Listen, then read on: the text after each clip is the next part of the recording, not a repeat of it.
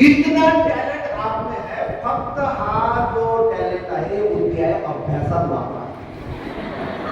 विनम्र हात जोडून विनंती आहे, जे ज्ञान तुम्हाला आहे ते तुम्हाला पुढे नाही नेणार.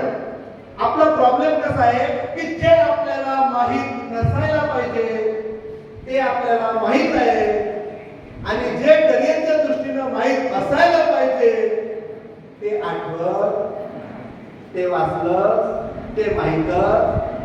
काही विद्यार्थी तर असे येतात पेपर झाल्यावर की याचं उत्तर ना मला येत होतं पण मला तिथं आठवलंच नाही, पण आता येते.